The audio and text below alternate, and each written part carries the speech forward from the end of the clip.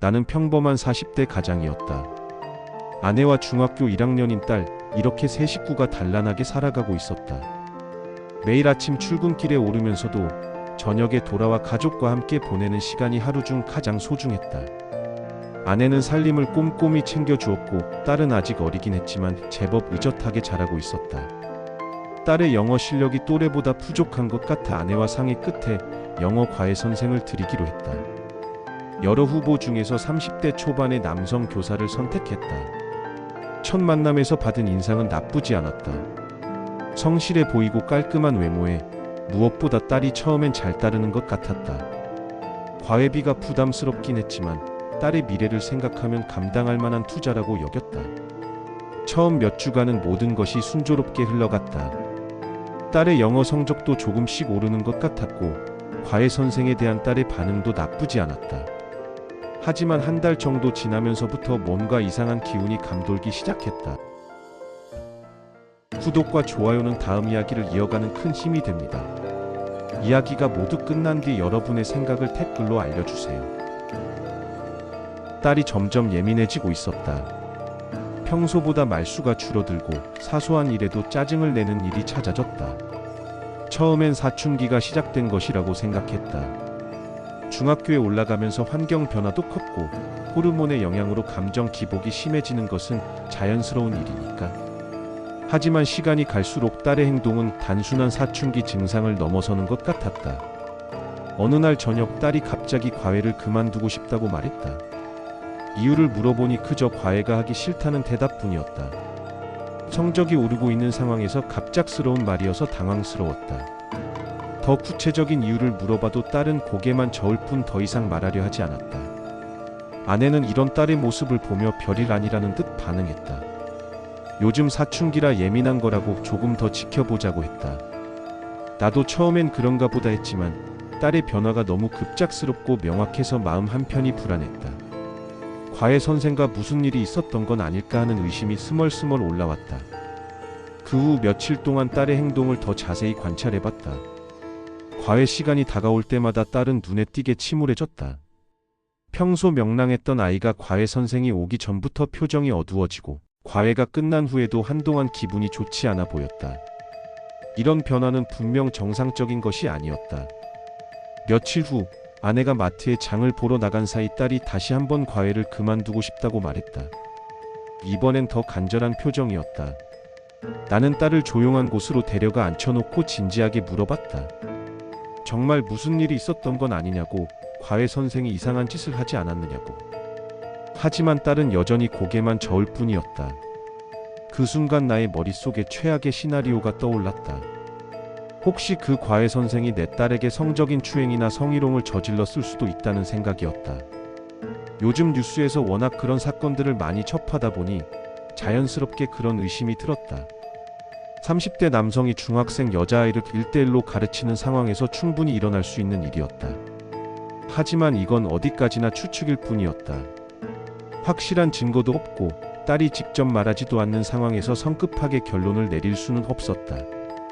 게다가 만약 정말 그런 일이 있었다면 아내에게 말했을 때 받을 충격을 생각하니 함부로 입을 열기 어려웠다. 일단 더 확실한 증거를 찾아보기로 했다. 며칠간 고민 끝에 나는 직접 현장을 확인해 보기로 결심했다.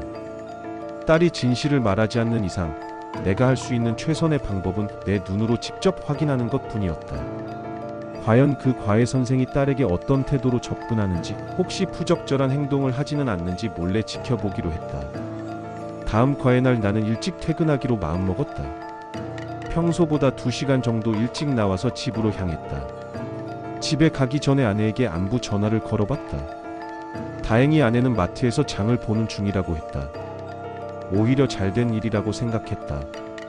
아내가 집에 없다면 더 수월하게 상황을 파악할 수 있을 테니까. 나는 아내에게 내가 일찍 들어간다는 말을 하지 않았다. 과외 시작 1시간 전 나는 집 앞에 도착했다. 딸은 아직 학교에서 돌아오지 않은 시간이었다. 현관 열쇠를 돌리면서 내 심장이 빠르게 뛰기 시작했다. 과연 어디서 숨어 있어야 할까? 만약 정말 그 놈이 내 딸에게 추행을 한다면 나는 어떻게 반응해야 할까? 당장 뛰어나가서 목을 조를까? 아니면 일단 증거를 확보해야 할까? 수많은 생각들이 머릿속을 복잡하게 만들었다. 집안은 조용했다. 거실을 지나 복도로 들어서면서 나는 숨을 죽였다. 어디서 지켜볼지 결정하기 위해 딸의 방 위치를 다시 한번 확인했다. 딸 방에서 과외를 하니까 복도 끝에서 지켜보거나 아니면 안방에서 문을 살짝 열어두고 상황을 파악해야겠다고 생각했다. 그런데 안방 문을 열었을 때 내가 전혀 예상하지 못했던 상황이 눈앞에 펼쳐졌다. 침대 위에서 뒹굴고 있는 두 사람이 있었다. 한 명은 내 아내였고 다른 한 명은 바로 그 과외 선생이었다. 둘은 서로 껴안고 있었고 옷은 흐트러진 채였다. 나는 그 순간 숨이 멎는 것 같았다. 다리에 힘이 빠져 문틀에 기대야 했다. 이건 내가 상상했던 시나리오와는 완전히 달랐다. 나는 내 딸이 성추행을 당할까봐 걱정했는데 실제로는 내 아내가 그 남자와 불륜을 저지르고 있었던 것이다. 충격이 너무 커서 한동안 아무 반응도 할 수 없었다. 마치 꿈을 꾸는 것 같았고 현실이 아니기를 간절히 바랐다. 처음엔 나를 눈치채지 못했던 두 사람도 곧 내가 서 있다는 것을 알아챘다. 아내의 얼굴이 창백해졌고 과외 선생은 당황한 기색이 역력했다. 나는 떨리는 목소리로 아내에게 물었다. 도대체 무슨 짓이냐고. 어떻게 이런 일을 할 수 있느냐고. 과외 선생은 급하게 옷을 추스르고 나가려 했지만 나는 그를 막아섰다. 하지만 정작 어떤 말을 해야 할지 모르겠더라. 분노와 절망이 뒤섞여 제대로 된 말이 나오지 않았다. 그는 결국 아무 말 없이 집을 나가버렸고 나는 아내와 단둘이 남게 되었다. 아내는 눈물을 흘리며 말했다. 너무 외로웠다고. 나는 늘 팥받고 딸 얘기 외에는 아무 말도 하지 않았다고. 자신도 여자로서 관심받고 싶었다고. 그 남자가 자신을 여자로 봐주니까 빠져들었다고 했다. 하지만 그런 변명들이 내게는 전혀 위로가 되지 않았다. 결국 아내는 당분간 친정에 가서 지내겠다고 했다. 나는 혼자 남아 이 상황을 어떻게 해결해야 할지 머리가 복잡했다. 분노와 배신감, 그리고 앞으로 어떻게 살아야 할지 모르겠다는 막막함이 동시에 밀려왔다. 그러다가 문득 한 가지 생각이 떠올랐다. 딸이 과외를 그만두고 싶다고 했던 이유 말이다. 혹시 딸이 이 모든 상황을 알고 있었던 것은 아닐까? 딸의 급작스러운 태도, 변화, 과외를 거부하는 모습들이 모두 설명이 되는 것 같았다.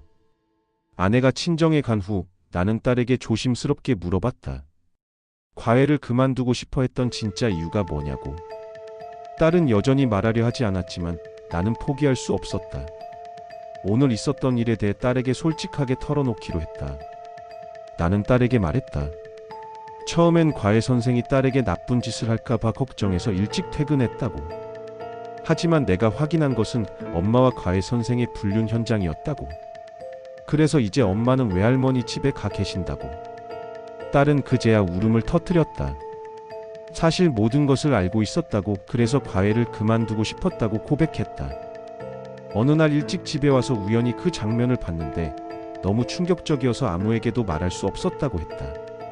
그래서 과외만이라도 그만두면 이 모든 상황이 끝날 것이라고 생각했다는 것이었다. 그리고 미안하다고 했다.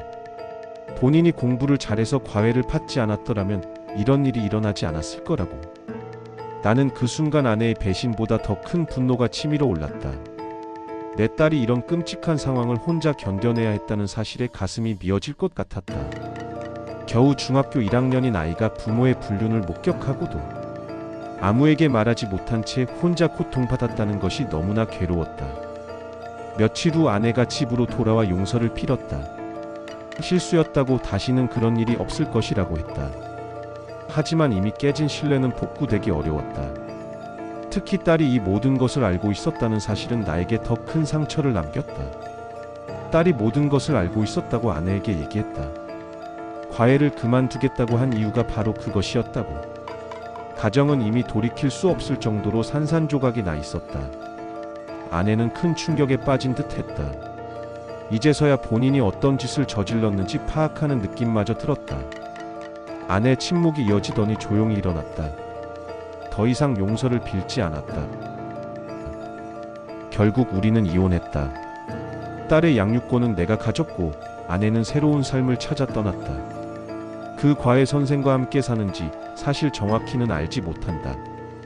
이혼 후 아내와의 연락은 더 이상 없기 때문이다. 가끔 딸에게 엄마와 연락을 하냐 물을 때가 있는데 딸도 연락을 하지 않는다고 한다. 딸도 그때의 충격이 컸을 테니 그럴만도 하다. 이혼 후 나는 매일을 후회와 분노 사이에서 살아가고 있다.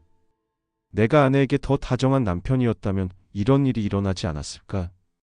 내가 그날 일찍 퇴근하지 않았다면 모르고 지낼 수 있었을까? 하지만 동시에 알게 된 것에 대한 안도감도 있다. 만약 계속 모르고 지냈다면 딸은 더 오랫동안 혼자 고통받아야 했을 것이다. 그리고 나는 거짓된 행복 속에서 살아갔을 것이다. 지금은 딸과 둘이서 새로운 일상을 만들어가고 있다. 딸은 처음엔 많이 위축되어 있었지만 시간이 지나면서 조금씩 밝은 모습을 되찾아가고 있다. 우리는 서로에게 더 솔직해졌고 무엇보다 서로만 의지할 수 있는 가족이 되었다. 그날의 충격은 아직도 생생하다. 내가 예상했던 진실과 실제 마주한 현실 사이의 괴리감, 그리고 그 순간의 배신감과 절망. 하지만 이제는 그 경험이 나를 더 강하게 만들었다고 생각한다. 비록 가정은 파괴되었지만 딸과의 관계는 오히려 더 깊어졌고 나 자신에 대해서도 더 많은 것을 알게 되었다. 앞으로의 삶이 쉽지는 않겠지만 적어도 거짓 없이 살아갈 수 있다는 것에 위안을 삼는다. 그리고 무엇보다 내 딸이 더 이상 혼자 힘든 일을 견디지 않아도 된다는 것이 가장 큰 다행이다. 예상했던 진실과 실제 마주한 현실 사이의 괴리감, 그리고 그 순간의 배신감과 절망. 여러분은 이 이야기에 대해 어떤 생각이 드셨나요? 여러분의 생각을 댓글로 알려주세요. 구독과 좋아요는 다음 이야기를 이어가는 큰 힘이 됩니다.